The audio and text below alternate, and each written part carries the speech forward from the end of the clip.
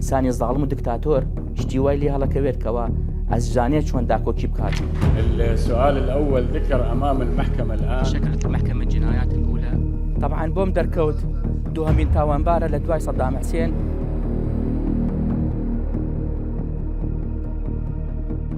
کاتی دادگاییکردن وتی ئەگەر من دەرچم هەر عینی تاوان ئەنجامە درم بەرامبەری گەلی کورد.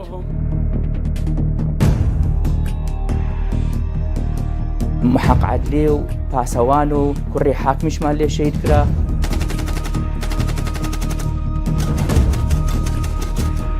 ئەمەش کوردە لە ئەسڵا مزبان خضر هادی قائدی عملیاتی دیالە بوو لە 91 ئەمە.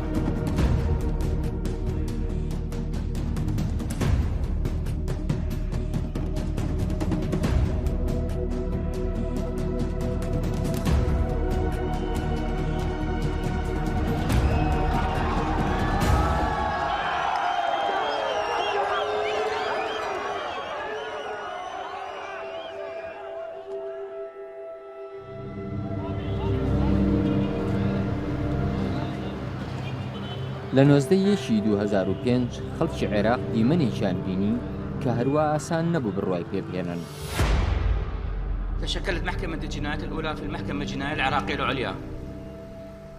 سەدام حوسێن و عەلی حەسەن مەجید و هاوکارەکانیان لە نێو قەفەس دانیشتن و دادوەرێک دادگاییان دەکا لەسەر ئەو تاوانانەی ئەنجامیان داوە.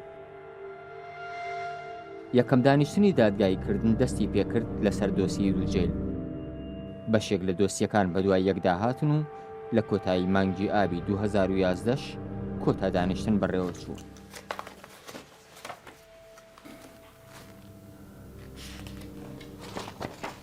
من دادوەری خانشین و چالەکوان لە بواری جینۆسایت ئاسۆ محەممەد سۆفی ساڵی 1964 لە دایکبووم لە هەڵەبجەی شەهید لە 69 بارمان کرد بۆ بەغا لەبەر ڕەوشی ئەمنی ئەو کاتە لە هەڵەبجە. طبعا خوێندرم هەمووی لە سەرەتاییەوە تاکو کۆڵجی یاسا بە زمانی عەرەبی بووە لە ساڵی 1989 لە کۆڵجی یاسا لە زانکۆی مووسڵ تخرجم کرد. ندعي على المتهمين فحضر كل من سفيان ماهر وطارق عزيز. منێکێک لەو دادوەرانم کەوە بریتی بوو لە 13 دادوەری کورد لەگەڵ داواکاری گشتی لە 28 2004 پەیوەندیمان کرد بە دادگای باڵای تۆانەکانی عێراق. بەڕاستی منوتم بیری لێ بکەرەوە کارێکی زۆر ئاسان نییە. خۆت ئەزانی ئێمە لێرە کوردین ئەچین بۆ بەغا وەزعەکە هەشتایی ئاسایی نەبوو بوو لە بەغا، بەڵام ئەو بەڕاستی ئەسراری کرد وتی بەخوا من ئەڕۆم. هەچەند ماڵشەوە خزمان کەسان زۆر مەعارز بوونیان هێشت ڕێگر بوون لە ئێمە، بەڵام ئێمە هەر ئیشی خۆمان کرد و بەردەوام بووین. تشكلت محكمة الجنايات الأولى في المحكمة الجنائية العراقية العليا بكامل هيئتها بحضور السادة ممثل هيئة الادعاء العام. نودي على المتهم فأحضر وحضر عنه وكيله المحامي. ئیشکردن لەو کەیسانە بۆ سەرجەم ئەو دادوەرانە بە حاکم ئاسۆشەوە پێم وایە ئەوەیە کە نیشانازیەکە بۆ خۆیان کە ئەوان چوونە بەڕاست ئەوان لە منتیقەی گرین زۆر بوون، منتیقەی خەزرا بوون وەکو ئێمەش و زۆربەی وەزارەتەکانی لێبوو، بەڵام بەتەکید ئەو کەیسە بەبێ مەترسی نەبوو، چونکە دادگاییکردنی سەرانی ڕژێمێک کە 30 ساڵە بە حکمی وڵاتیان کردو، زۆرترین جەماوەر و ئەجهزەی ئەمنی و استخباراتیان هەبووە، هەموو ئەندامەکانی تا ئێستا لە وڵاتەماون بەتەکید مەترسیەک بەسەر ژیانیان و پێشم وایە چەند کەسێکی لەوانە چەندجار تووشی محاولەی کوشتن بوون، ڕەفاندنی کەس و کاریان بوون لە دادوەرەکان بەتایبەتی دادوەرە عەرەبەکان.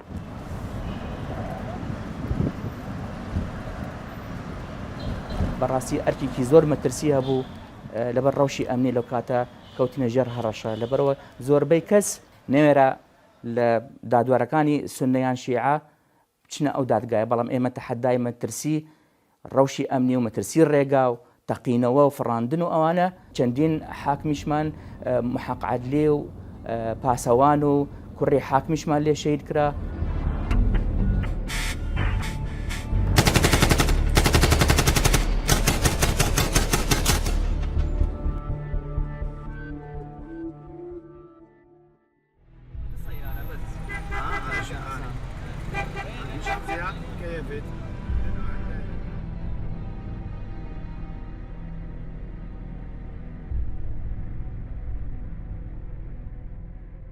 ئەم هۆڵە کەوا سەدام و دارودەستەکەی ئەلێرە دادگاییان کرد.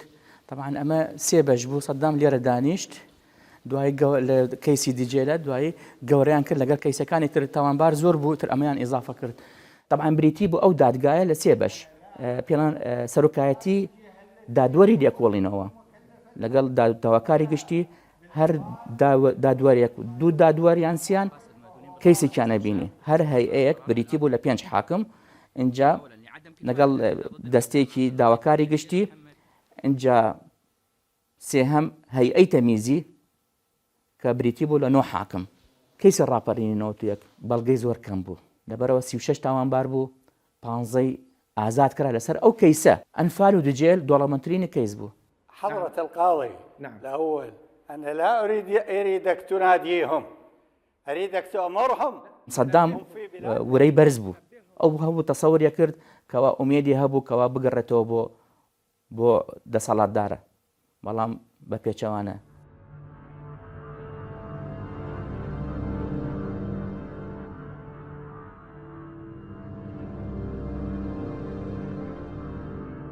لە ساڵی 1940 لە شاری تکرید عەلی حەسەن مەجید لەدایک بووە و ئامۆزای سەدام حوسێنە. لە ساڵی 1970دا بەرپرسیارەتی ڕەهای بۆ بەڕێوەبردننی باکوور عێراق وەرگرت و بەڕاگواستنی خێزانە کوردەکان بۆ ناوچەکانی باشوور و بیابانەکان دەستی پێکرد. عەلی حەسەن مەجید ئامر استعراض يوم القدس.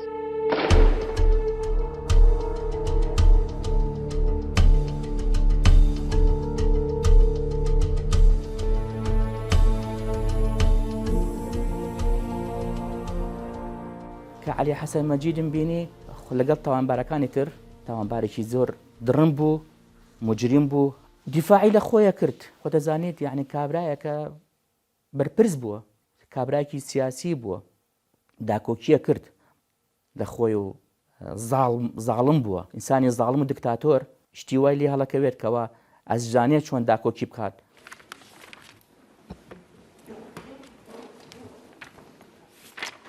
السؤال الأول ذكر أمام المحكمة الآن أن الأطفال الرضع اللي أخذوهم من أمهاتهم أعادوهم بعد ساعتين. طبعا بۆم دەرکەوت کەوا تاوانبار عەلی حەسەن مەجید دووهەمین تاوانبارە لە دوای سەدام حوسێن کەوا کابرایەکی تاوانبارێکی زاڵم بوو، درڕند بوو، دەستی تیا بوو لە هەموو تاوانەکان. حتا کاتی دادگاییکردن وتی ئەگەر من دەرچم هەر عینی تاوان ئەنجامەدرم بەرامبەری گەلی کورد.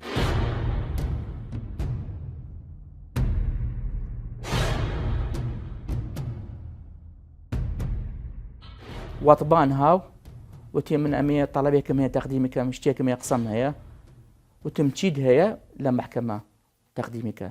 ئەوە بوو لە کاتی محکەمە 6 پەڕەی تەقدیم کرد لە کەسەر کەیسی ڕاپەڕینی 91. وتیوتی ئەو هەموو تاوانە کەوا ئەنجام درراوە خەتاکەی کەوا تووشی براکەمی کردووە سەدام مەبەستی 3 تاوانبار بووە، عەلی حەسەن مەجیدە لەگەڵ طارق عەزیز لەگەڵ مزبان خەضر هادی. ورا الجلسة خلي يشوفها. طبعا لێدوانێکی کەشیە کەوا داوای لێبوردنی کرد لەسەر کەیسی بەرزانیەکان. وتی من شەریکی خەمی کوردم، داوای لێبوردنەکەم لە کورد. احنا نعيش الساعات الأخيرة من هاي القضية. ئێمە لە دواکاژێرەکانی ئەم کەیسەداین. دەمەوێت شتێک ڕابگەێنم، ڕەنگە زوو بێت، بەڵام پێدەچێت لە دوای بڕیاردانەوە ئەم دەرفەتەم بۆ هەڵ نەکەوێت. دەمەوێت هاوسۆزی تەواوم ڕابگەێنم بەرامبەر ئەوەی بەسەر بارزانیەکاندا هات. هەروەها ڕای دەگەێنم کە من لە ڕیزی ئەوانەدا دەوەستم دوای ئەوەی سەرجەم ڕاستیەکەم لە میانی بەڕێوەچوونی دادگاییەکەدا بۆ ڕوون بووەوە. هیچ ئامانجێکم لەمەدا نییە، تەنها بۆ خوددا دەیڵێم، هەروەها بۆ مێژووی خۆم و پەیوەندیەکانم لەگەڵ هەموو عێراقیەکاندا. هەروەها شانازی بە کوردانەوە دەکەم، بە تایبەتی کە هیچ کات لە یادم نەچووە ئەوان خەڵکێکن بە درێژایی مێژوو ستەمیان لێکراوە. كانوا مظلومين على مدى الوقت.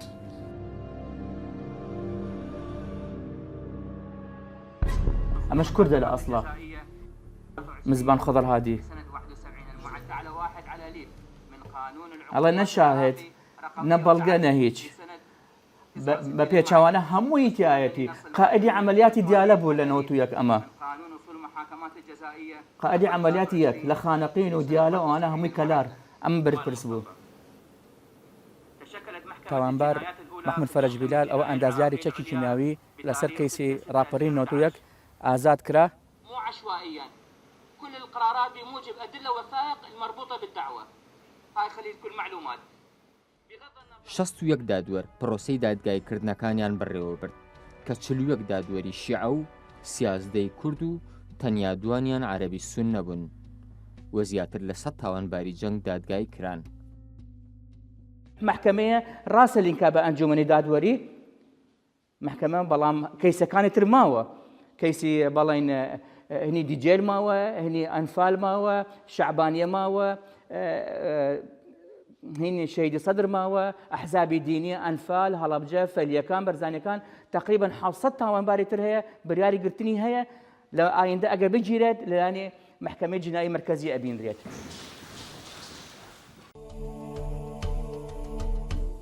دادگای باڵای تاوانەکانی عێراق کە دادگایەکی سربەخۆیە لە ساڵی 2003 دامەزراو بە پێی یاسای ژمارەیەکی ساڵی 2003 کە تایبەتە بە لێکۆڵینەوەی تاوانەکانی سەردەمی ڕژێمی بەعس پێکهێنرا و 1300 کارمەندی هەبوو.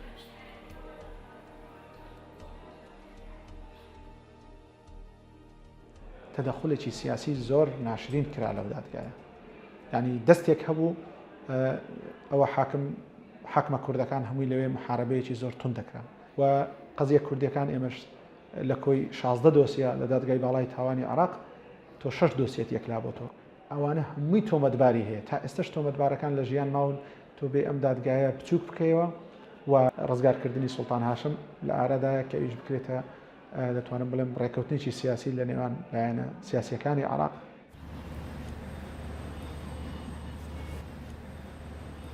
گەنجی کوردە فێلیەکان کەوا بەبێ سەروشێن زیندە بە چاڵ و ئەعدام کران لەگەڵ ئەوەشە مجموعەیەک کە گیران لە ئەمنی عامەوانە و دوایی خێزانەکان ڕەوانەی سنووری عێراقیان کرد عێراق و ئێران لەوێ کەوتە ناو مینی ئەلغامەوە چەندین کەسیش لەوێ شەهید کرا اینجا ڕەوانەی ئێران کرا ئەوە کەوا لەسەر هیچ بنەمایەکی یاسا و دستۆر نییە لەبەر ئەو کەیسە بڕیاری بۆ دەرکار لەلایەنی دادگای باڵای تاوانەکانی عێراق کە تا ئەو کەیسە بە جنۆساید ناسرا اینجا بە دژی مرۆڤایەتی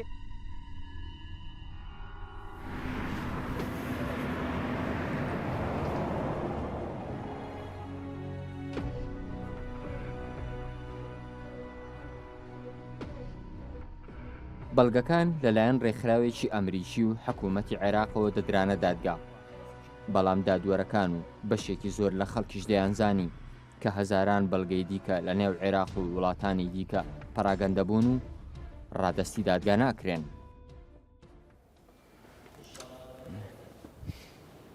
ئەو بەڵگانە کەوا درا بە دادگا ژمارەیەکی زۆر کەمە بەراوردی کرد لەگەڵ تاوانەکان و کەیسەکان کەەوە ئەنجام دەرەلانی ڕژێمی بەعس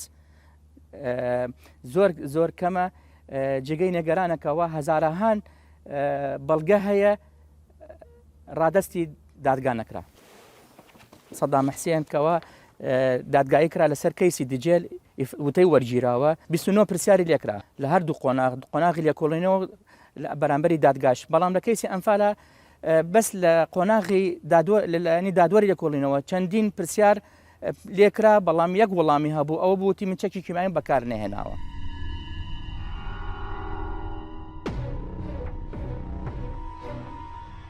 تی من احتیفاظەکەم پرسیار جواب نایمەوە بەڵام بە پێچەوانەوەتی من کەوا کیمایم بەکارنیان دژی مردی کورد حتی ئینکاری کرد حتی علی حەسەن مەجیج ئینکاری کرد بەڵام لە ڕێگای ئەو بەڵگانە کە ئاشکرا کرا سەلماندی کەوا جۆراجۆر کیمیایی بەکارهێناوە.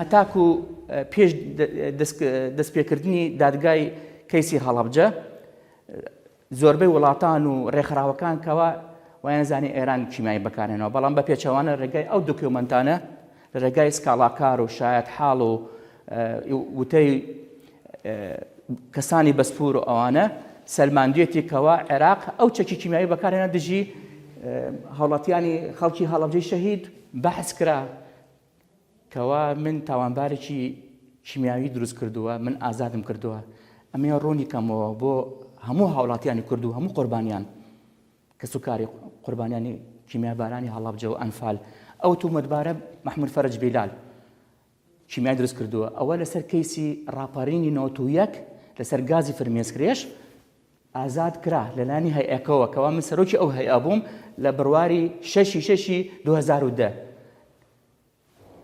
بەڵام من بریارەکەم بۆ دەرکرد کەوا بەمەرجێک ئازاد نەکرێ ئەگەر قەراری دەستگیرکردنی نەبێت کەیسی تری نەبێت بەڵام ئەو تاوانبارە لەگەڵ مزاحم سعب الحەسەن و عامر ڕەشید و طارق عەزیز ئەوانە لای دادوەری لێکۆڵینەوە دوو کەیسیان لەسەر بوو لەسەر ئەنفال و هەڵەبجە و لەگەڵ وشکردنی ئەهوارەکان ئازاد کرا لانێ دادوەری لێکۆڵینەوە لەسەر ئەو بنەمایە ئازادکردنە کتابی کردووە دادوەری لێکۆڵینەوە کەوا ئەوانە بەرلاکرا ئەمەش کتابەکەیە ئەی سەلمێنێ کەوا من ئازادم نەکردو لەسەر کەیسی هەڵەبجە و ئەنفال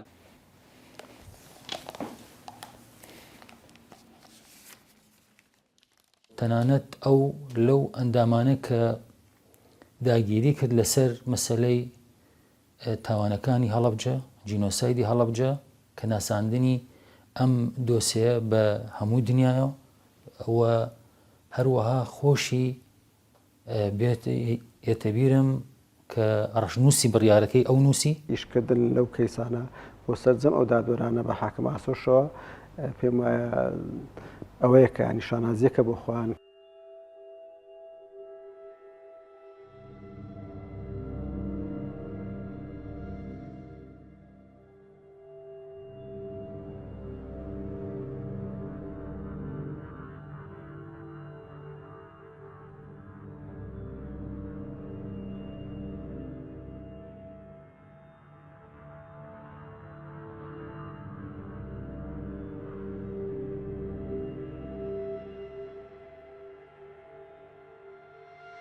قراری ئەعدامەکەی عەلی حەسەن مەجید ئەوە لەسەر کەیسی هەڵەبجە من نووسیم بۆچوونەکەشم هەر داوای ئەو کەیسەکەوا وەکو جینۆسایدە هەڵەبجە بەڵام دادوەرانەکانی تر وتیان ئەمە کاکە کەیسی هەڵەبجە دژی مرۆڤایەتیە جینۆساید نییە طبعا من ڕەئی مخالفم نووسی بە هەمان کاتە دوو برادەریکەش حاکم داوای بەربوونی عەلی حەسەن مەجیدیشان کرد لەسەر کەیسی هەڵەبجە کەوا ئەو تاوانبار نییە ئیتر ئەو بوو قرار دەرکرا حەڤەی یەک دوای چوو بۆ هەیئەی تەمیزی تەدقیقی کەیسەکەیان کرد گۆڕیان لە دژی مرۆڤایەتی گۆڕا بۆ جینۆساید و قارەکەش پەسەند کرا. الحكم على المدان علي حسن المجيد بالإعدام شنقا حتى الموت. الحمد لله الحمد لله. جريمة القتل العمد كجريمة ضد الإنسانية.